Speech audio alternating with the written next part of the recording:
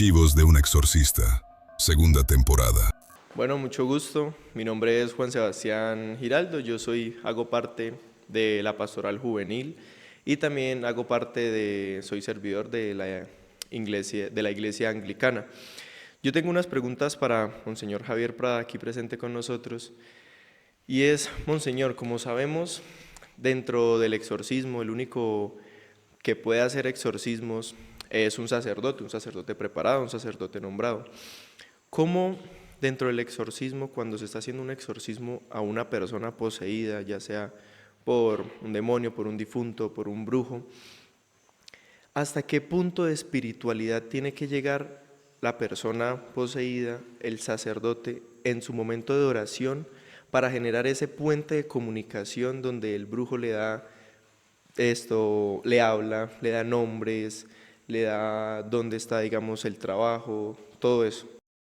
Sebastián está enfocando la pregunta cuando el exorcista, el sacerdote, empieza a expulsar la entidad. Nos toca hablar de entidad porque en el primer exorcismo no podríamos esclarecer realmente qué entidad tiene la persona.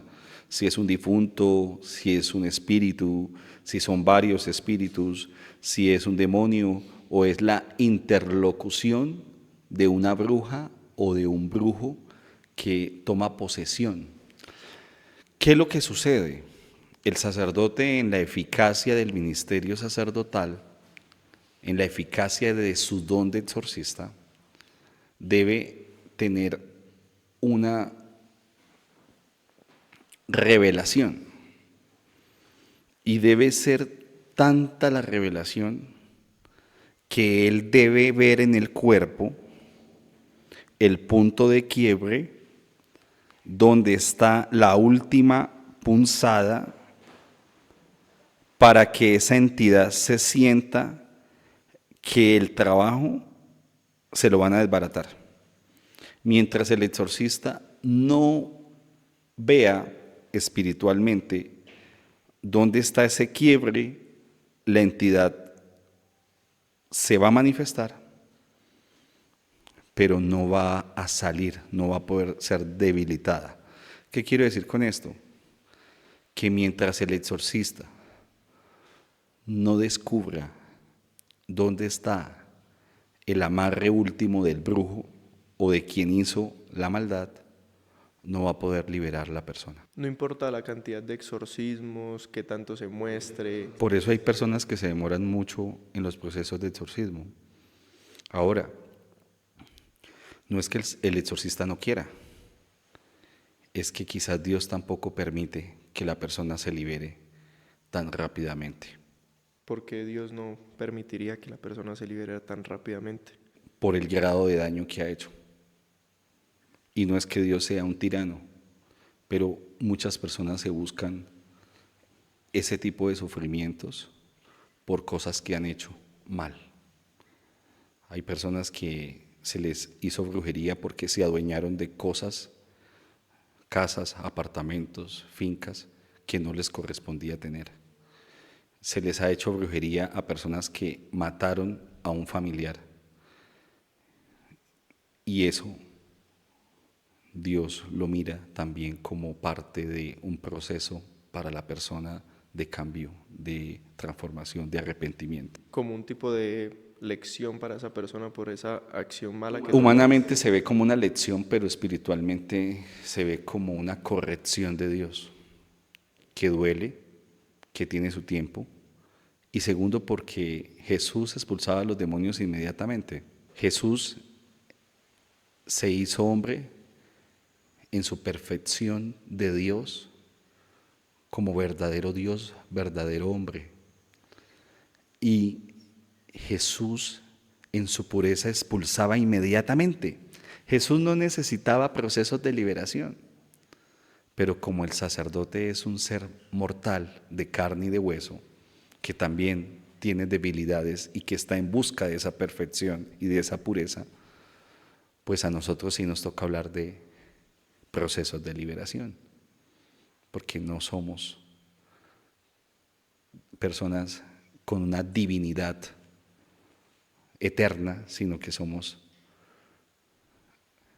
como lo dice un texto bíblico, seres mortales de carne y de hueso con fragilidades humanas. Entonces yo pienso que esas dos condiciones son las que hacen que se prolongue el proceso, que el proceso sea un poco más largo y más tedioso, por esas dos razones.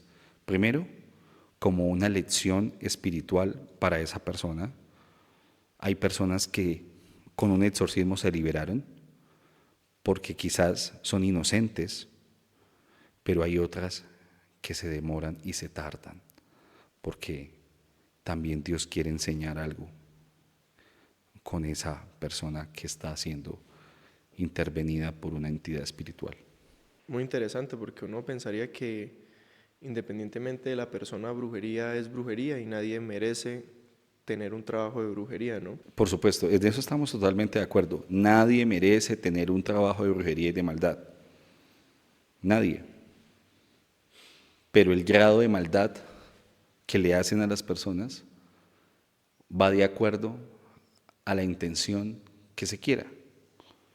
Entre más odio, se querrá un trabajo de brujería más fuerte. Hay gente que dice, por lo menos en los amarres, quien está interesado en un amarre amoroso dirá al brujo, por favor, yo simplemente la quiero para mí. Pero el brujo no va a tener en cuenta esa palabra.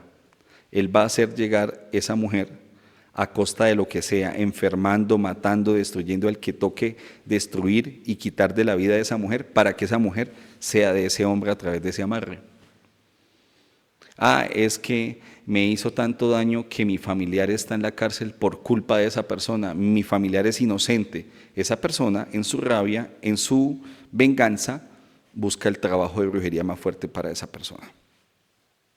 Monseñor, en el momento del exorcismo, como sabemos, en ese momento de que la persona está poseída, que la persona tiene una entidad, cuando el sacerdote encuentra el punto de quiebre y se genera ese puente de comunicación se genera con la entidad, ya sea difunto, espíritu, o se genera con el brujo o bruja que está haciendo ese trabajo. Eso hace parte del discernimiento del sacerdote exorcista a la hora de escuchar una manifestación en el exorcismo.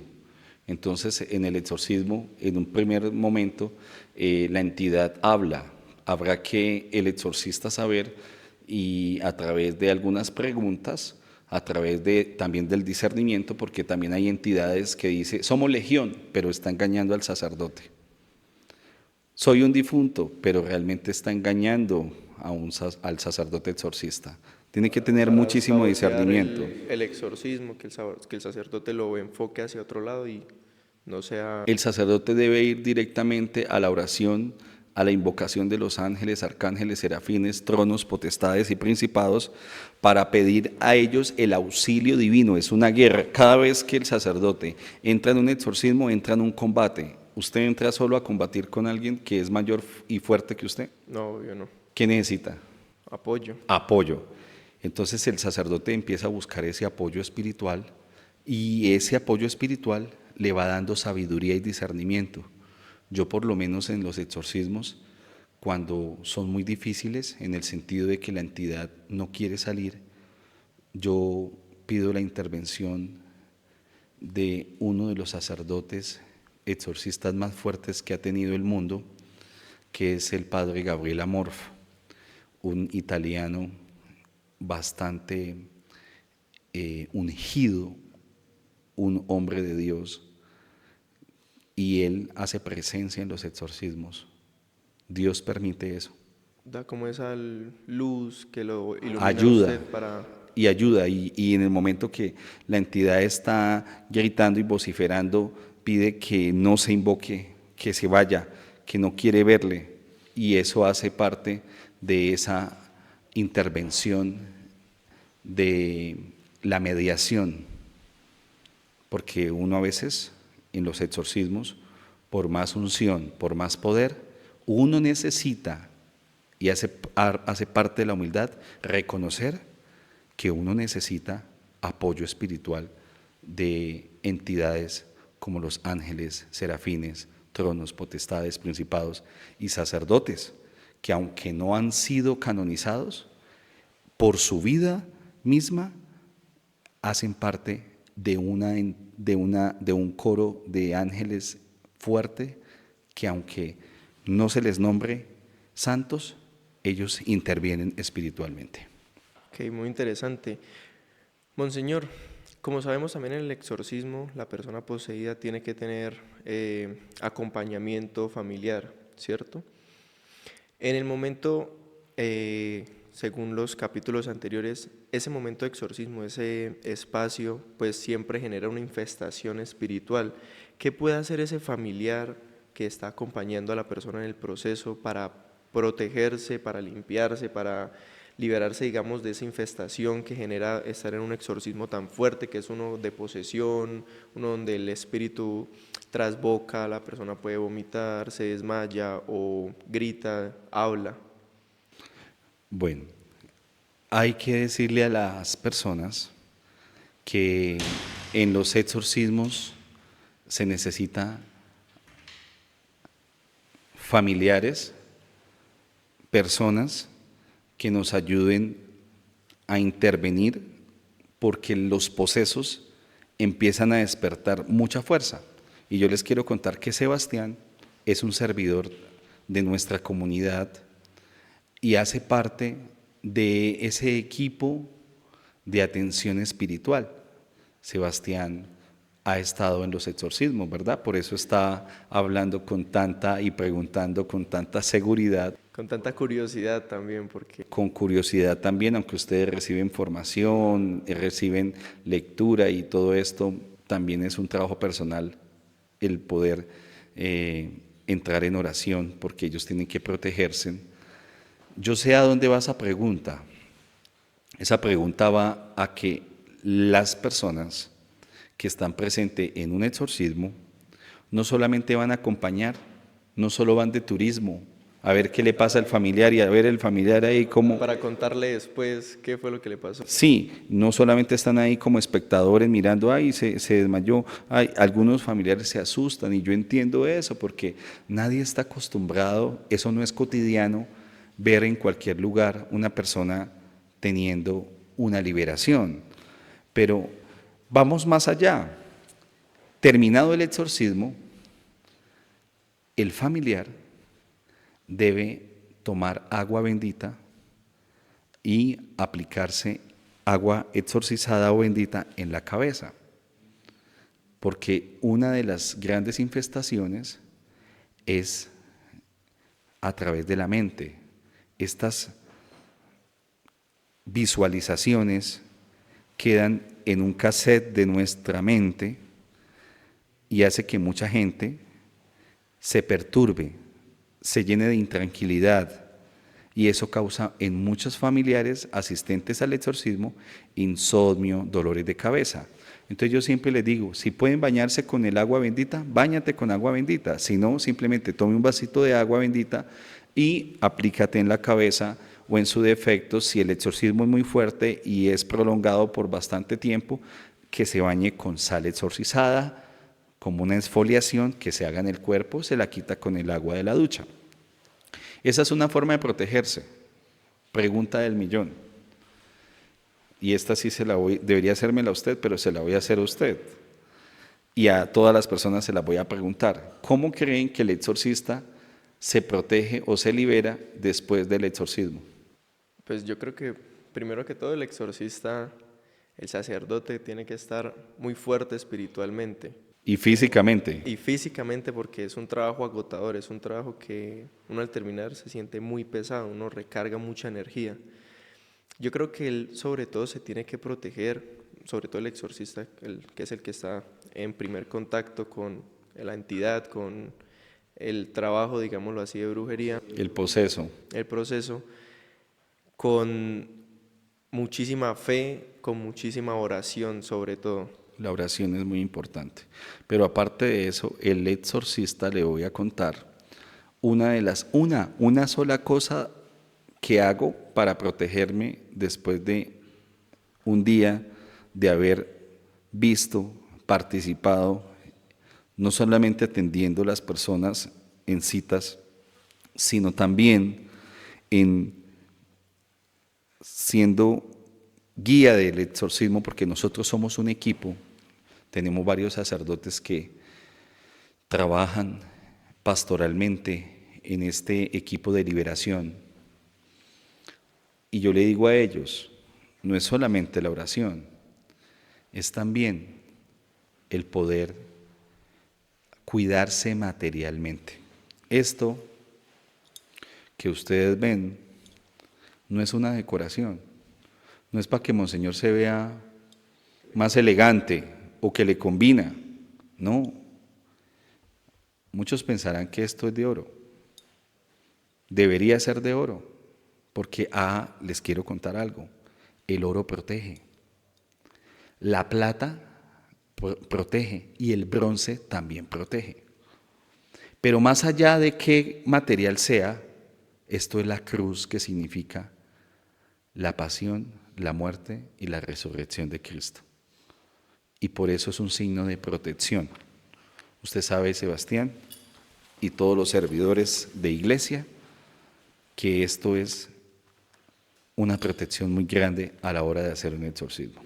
Y es crucial sobre todo. Es importantísimo. Hablando de eso, desviándonos un poquito del tema del exorcismo, ya que nos metemos al tema de, como tal, los dijes, los amuletos de protección, importa, porque mucha gente piensa que San Benito, digamos la medalla de San Benito, es de protección, sobre todo que para la envidia, que todo eso.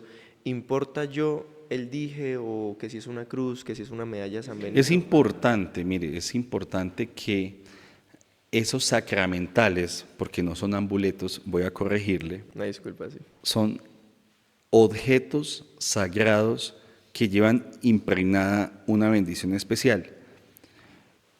Que si son de una imagen religiosa o no, es importante que la imagen, que lo que te vas a servir para protegerte, sea de algo religioso. No importa sea San Benito, que las personas piensan que es de protección, que San Benito protege, que tal, lo importante es la fe que uno le ponga al sacramental y que sea de... El sacramental siempre representa algo religioso, porque es sagrado. Entonces, los invito a que purifiquemos esos objetos sagrados. Hay gente que dice, yo tengo este atrapasueños para protegerme. No. Yo tengo este delfín para protegerme. No. O el cuarzo que para las malas energías. Yo tengo este cuarzo para traer las malas energías. No. Yo tengo este azabache. No.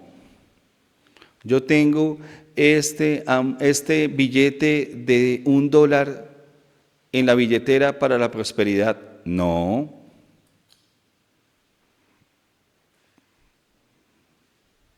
Si es amuleto, no representa un sacramental. No representa algo sagrado con el cual yo me pueda proteger. Archivos de un exorcista, segunda temporada.